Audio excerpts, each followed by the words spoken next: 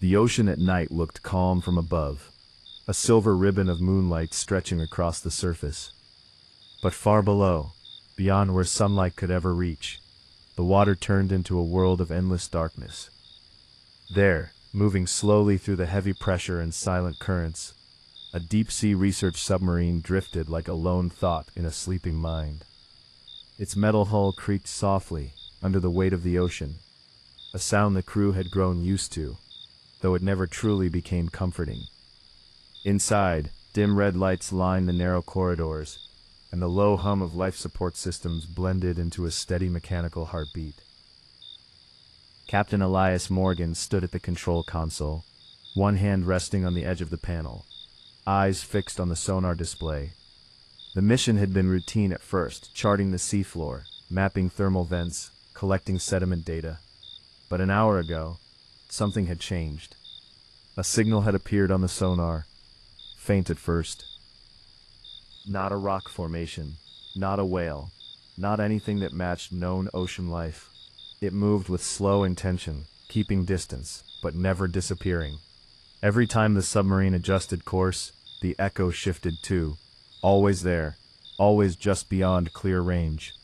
No one spoke about it directly. The crew of 6 moved quietly between stations, checking instruments, adjusting pressure readings, logging data that no longer felt important. The air inside the vessel was warm and dry, carrying the faint smell of metal and recycled oxygen. Outside, the temperature was near freezing, the water so dense and dark, it swallowed even the submarine's powerful exterior lights after only a few meters. Beyond that glow was pure blackness, not empty, but unknowable. "Depth holding at 900 meters, said Lena, the navigation officer, her voice low as if afraid to disturb something listening outside. Captain Morgan nodded, without looking away from the screen. The sonar pulse swept outward again, a soft electronic ping echoing into the abyss. A moment later, the return signal flickered, and the shape appeared again, larger now, closer. It wasn't solid like stone, the edges were blurred, shifting, almost fluid. It moved in a wide arc around them, slow and silent, matching their speed. The pattern was deliberate, curious. A faint tremor ran through the submarine as it passed over a ridge on the ocean floor. On the external camera feed, jagged rock formations rose like the ruins of a sunken mountain range. Strange pale organisms clung to the stone, glowing faintly in soft blues and greens, the only natural light in this buried world. They pulsed gently, like distant stars. Then the lights flickered. Just for a second. Inside, every head turned upward at the same time, instinctively, even though the ceiling showed nothing but metal panels and wiring.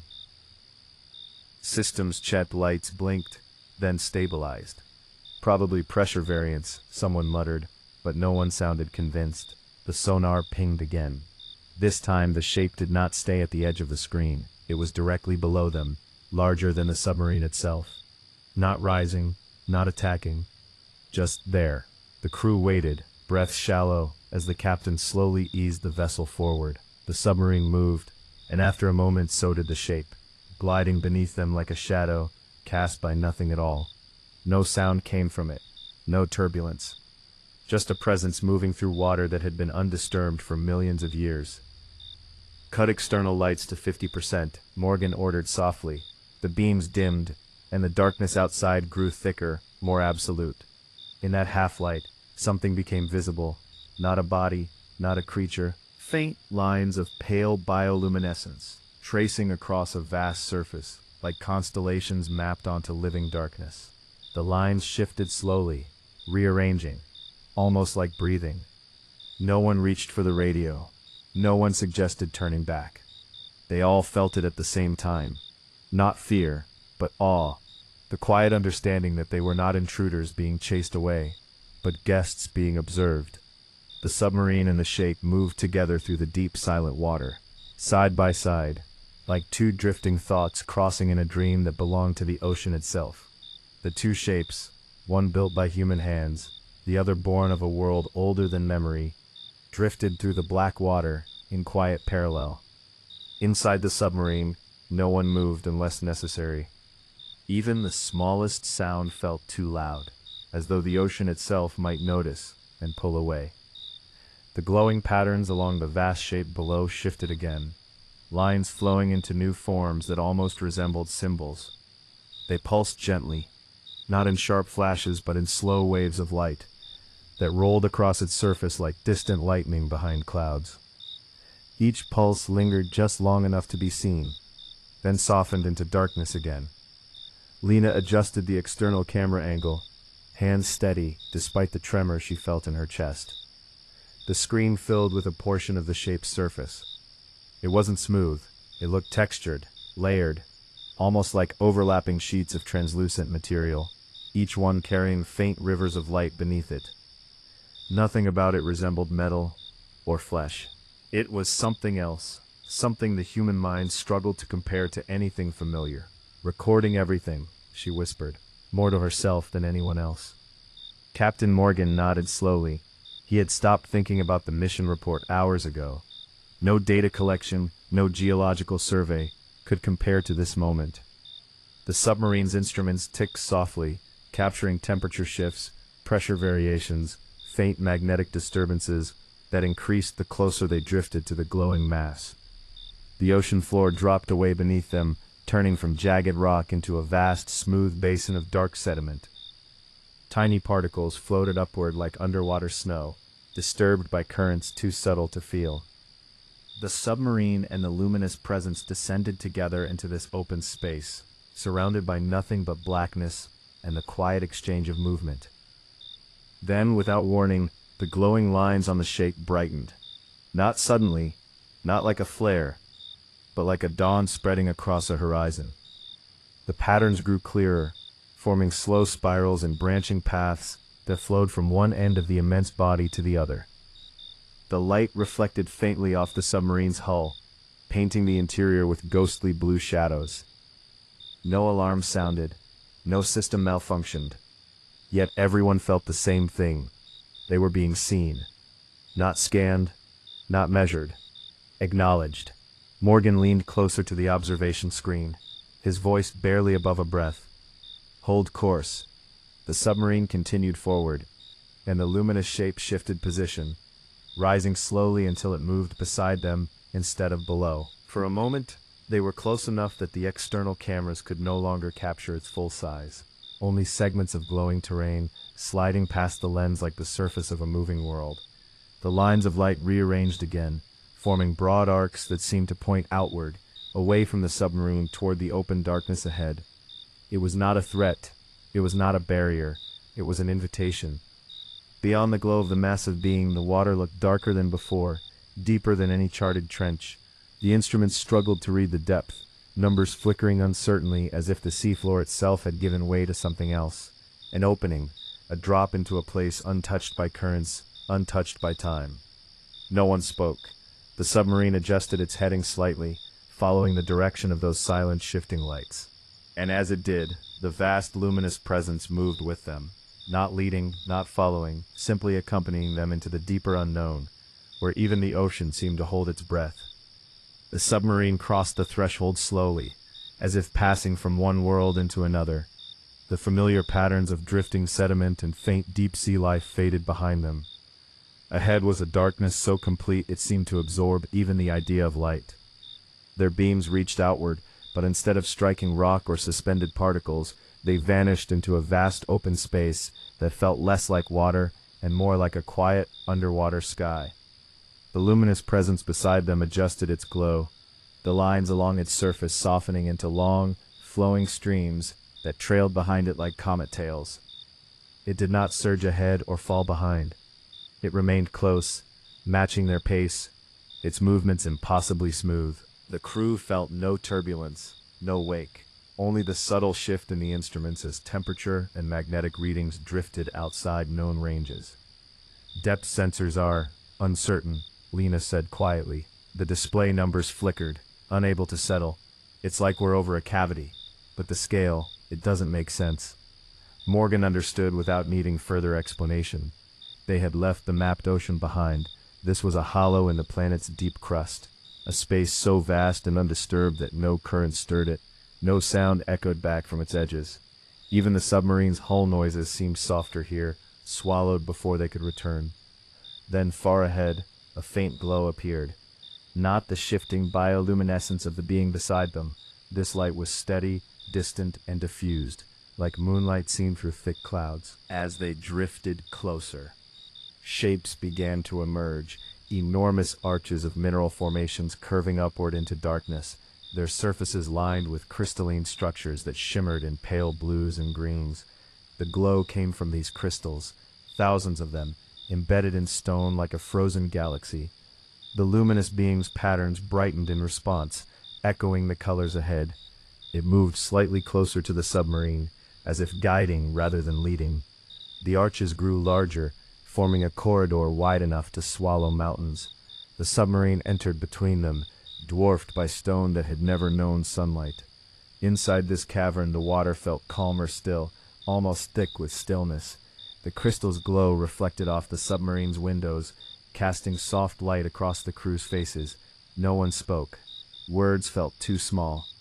As they moved deeper, the arches opened into an immense chamber. At its center rose a formation unlike anything natural or mechanical. A spiraling column of translucent mineral, twisting upward like a staircase for giants.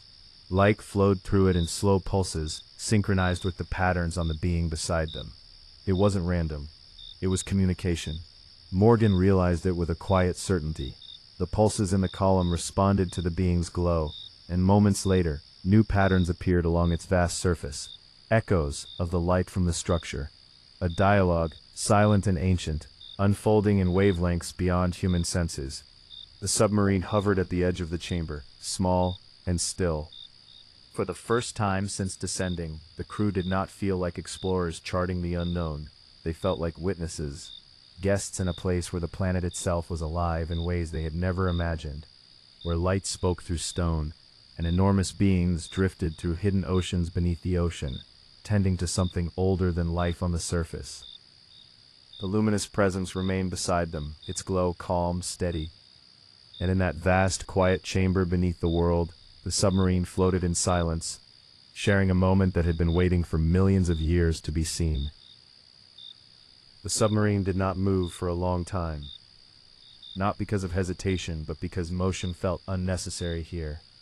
A spiraling column of crystal at the center of the chamber pulsed in slow, luminous waves, each glow traveling upward through its twisting structure, like breath rising through a sleeping giant. The light was not bright, not blinding. It was gentle, steady, and impossibly calm. It painted the cavern walls in soft, shifting colors, revealing layers of mineral that looked less like stone and more like frozen curtains of glass. Around the base of the column lay formations that resembled terraces, wide and curved, coated in fine sediment that had not been disturbed in ages. Now and then, faint trails appeared across those surfaces, thin lines of drifting particles, lifted by currents too subtle for the instruments to detect. The ocean here was not still because it was lifeless. It was still because everything moved in harmony, so slowly that nothing collided, nothing rushed. The luminous being beside the submarine adjusted its position, turning with such fluid grace that the water around it barely stirred. The glowing patterns along its immense surface began to pulse in longer sequences, waves of light that traveled from one end of its body to the other, before fading into a deep, steady glow. Moments later, the crystal column responded. Its light shifted tone, changing from pale blue to a deeper green, then to a soft violet, like a silent reply. Inside the submarine, the crew watched in awe. "It's synchronized," Lena whispered, eyes wide but voice hushed, as if she were in a cathedral. "They're exchanging patterns." "Not just patterns," Morgan said quietly. "Information." The thought settled over the crew like the weight of the ocean above them. They were witnessing communication on a scale and in a form no human system had ever prepared them for. No sound, no signal waves they could intercept. Only light, flowing through living matter and ancient stone, back and forth in a language older than the continents. The submarine's instruments continued recording, though the data scrolling across the screens felt almost irrelevant compared to what their eyes were seeing.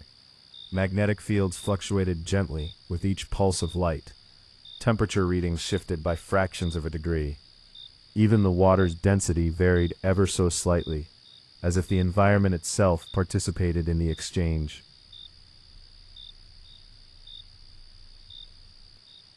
Time lost its meaning. Minutes could have been hours. Hours could have been seconds. At some point, the luminous beam began to move again, not away, not closer, but upward, circling the spiraling column in a wide arc. As it did, new sections of its body came into view, revealing vast regions where the glowing lines formed intricate lattices, like constellations mapped onto a living sky. Some of the patterns repeated in cycles, while others appeared only once, fading after a single slow bloom of light.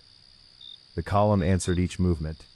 Light traveled through its crystalline veins and spirals that mirrored the being's path, wrapping upward in a silent dance that filled the chamber with layered color. Reflections shimmered across the submarine's hull, sliding over metal and glass like passing clouds. No one aboard felt fear anymore, only a profound, humbling peace. They were not intruding. They were not disrupting. The presence beside them had never tried to block their path or drive them away. It had simply brought them here, to witness a conversation that had likely been taking place long before the first human ever looked at the sea and wondered what lay beneath. As the exchange continued, the cavern seemed to brighten slightly, not from an increase in light, but from a deepening clarity. The shapes of the mineral walls became more distinct, revealing flowing contours carved by ancient pressures and slow geological shifts. Tiny organisms clung to the surfaces, transparent and delicate, glowing faintly in response to the pulses, as if nourished by the energy moving through the stone. Morgan finally spoke, his voice soft but steady. "We came to map the ocean floor." He looked at the spiraling column, at the vast being moving in patient arcs. Instead, we found the ocean dreaming. Outside in the silent water of a hidden world beneath the world, light continued to flow, between living presence and ancient crystal, between motion and stillness, while the small human vessel hovered nearby, bearing witness to a secret the planet had kept for millions of years. And still the exchange was not over. The exchange of light continued, unhurried and endless, like a tide that had never known a shore. The luminous being completed another slow arc around the spiraling column, and as it did, the patterns across its vast surface shifted into broader, smoother waves. The sharp lines softened, merging into flowing bands of color that rolled from one end of its body to the other in deep blues and gentle violets. The column answered with a change of its own. The pulses that had once climbed upward in spirals now moved outward, radiating through the cavern walls in thin branching streams of light. Veins of crystal embedded in the stone began to glow, one after another, until the entire chamber resembled a vast, underground constellation. The sky turned inside out. Inside the submarine, the effect was breathtaking. Reflected light shimmered across the control panels, across the crew's faces, across the curved metal walls. For a moment, it felt less like they were underwater, and more like they were suspended in space, drifting through a living galaxy hidden beneath the planet's crust. "Energy transfer," Lena murmured, watching the readings climb and fall in gentle rhythms. But not consumption. It's balanced, like a cycle. She was right. Nothing in the chamber suggested extraction or depletion. Each surge of light from the being was answered by the crystal column, and each reply returned in kind. A continuous exchange, sustaining both sides in a harmony too vast and too patient for human urgency. The submarine drifted slightly, nudged by a current so soft it barely registered on the instruments. No one corrected the motion. It carried them a little closer to the edge of the chamber, offering a wider view. From this angle, they could see that the spiraling column did not end at the cavern floor. Its base vanished into a deeper shaft below, a tunnel descending into darkness beyond even their lights. And from that depth, faint pulses rose in return. The column was not alone. It was part of something larger, a network perhaps, or a chain of similar structures reaching through hidden cavities beneath the oceans, connecting places no human had ever imagined. The luminous being's patterns shifted again. forming longer sequences that traveled down the column and vanished into the depths below. A message sent further still. Morgan felt a quiet awe settle deeper into his chest. Humanity had always looked upward for signs of vast intelligence, scanning the stars for distant signals, yet here, beneath miles of water and stone, the planet itself carried on a slow, silent dialogue through light and living presence. The beam's glow gradually softened, its pulses slowing as if the exchange was reaching a pause rather than an end. The crystal column dimmed in response, its color settling into a steady, tranquil blue. Around them, the cavern's illuminated veins faded gently, leaving only a faint residual glow that outlined the arches and terraces in silver shadows. The moment felt complete. Not concluded, simply balanced, like a breath fully exhaled. The luminous presence drifted closer to the submarine once more, passing along its side in a slow glide. The patterns on its surface rearranged into a final, simple sequence. Broad waves of light that moved outward, away from the cavern, toward the passage through which they had entered, a path home. Morgan did not give an order. He only nodded slightly, and the pilot adjusted their heading. The submarine turned with careful grace, its lights dimmed in quiet respect, and began to drift back through the vast arches of crystal. The beam did not follow. It remained near the spiraling column, its glow faint but steady, like a distant star seen at the edge of vision. As the submarine moved farther away, the chamber darkened behind them, the last traces of its living light blending into the deep, patient night of the hidden ocean. No one spoke for a long time. Each of them carried the same understanding. They had not discovered something new. They had been allowed, briefly, to witness something ancient. And far above, on the surface where moonlight shimmered on restless waves, the world turned on, unaware that deep below, light still flowed through stone, and vast gentle beings still moved through silent waters, keeping the slow dreams of the planet alive. The submarine moved slowly through the crystal arches, its exterior lights dimmed to a respectful glow. Behind them, the great chamber faded into darkness, the spiraling column's light now only a distant memory, reflected faintly in the observation glass. Yet something had changed in the way the crew perceived the dark. It no longer felt empty or threatening. It felt inhabited. Not by danger, but by presence, by systems and lives unfolding at a pace so vast that human urgency had no place within them.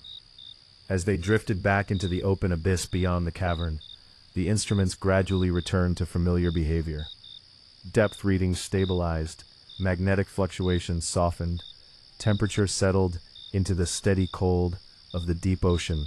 But even as the numbers normalized, no one felt as though they had truly left that hidden world behind.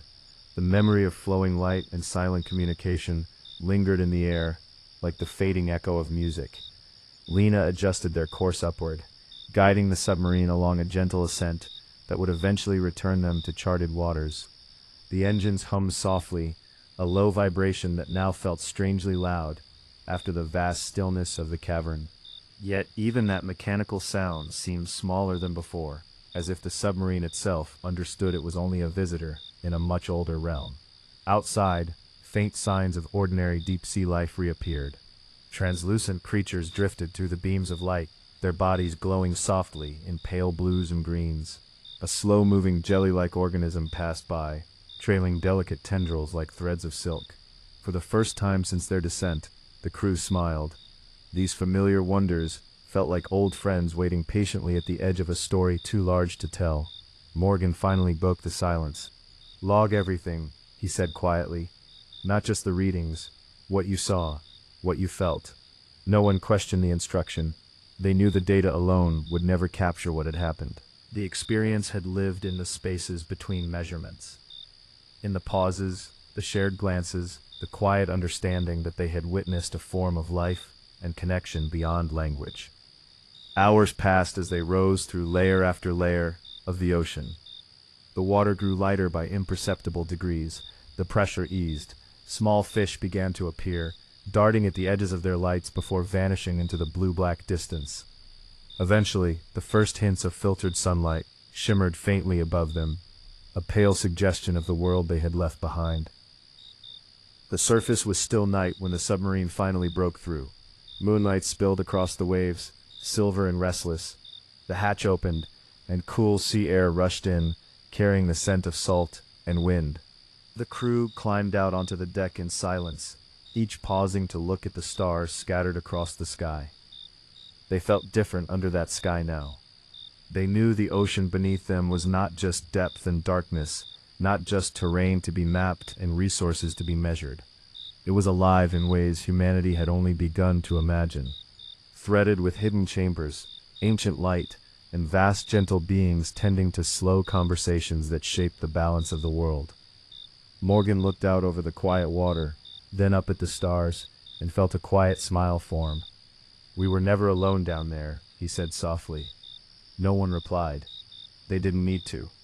Behind them, the ocean rolled on in the moonlight, calm and unreadable. And far below, beyond reach of anchors or nets or noise, light still moved through crystal and living forms, continuing a dialogue that would outlast ships, cities, and centuries, a patient, luminous heartbeat in the deep. The ship that carried the submarine back toward shore cut quietly through the moonlit water, its engines low and steady. Most of the crew had retreated inside, exhausted in the way only deep silence can make you, not drained, but filled with too much to put into words. Morgan remained on deck, leaning against the rail, watching the black surface of the sea slide past like a curtain hiding something sacred. Every so often, a faint glow shimmered beneath the waves, bioluminescent organisms disturbed by the ship's passage. Before, he might have admired the sight and moved on. Now he watched more carefully, aware that light in the ocean was never just decoration. It was language. It was part of a system that reached far deeper than nets and sonar ever could. Inside the vessel, Lena sat alone in the observation room, replaying fragments of recorded footage. The images of the spiraling column and the luminous being flickered across the screen, muted and grainy, compared to what her eyes had seen in person. She paused the video on a frame where the being's patterns formed a wide, flowing arc of light. For a moment she felt the same calm awe settle over her again, the feeling of being included in something vast, not by invitation, but by quiet permission. She turned off the screen.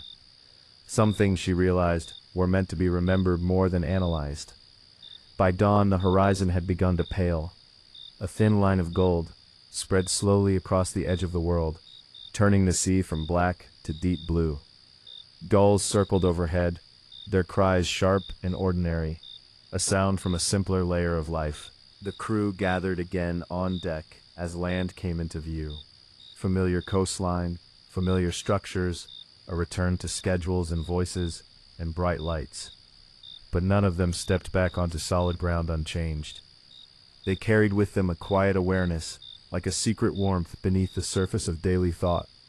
Meetings would be held, reports would be filed, data would be reviewed and debated. Some would believe, some would doubt. The world above rarely accepted mysteries without trying to measure them. Yet each member of the crew knew that far below the reach of argument or proof, the ocean continued its slow, luminous dreaming.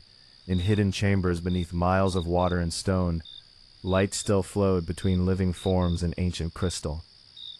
Vast beings still drifted through silent currents, tending to patterns that shaped the balance of a world unaware of their care.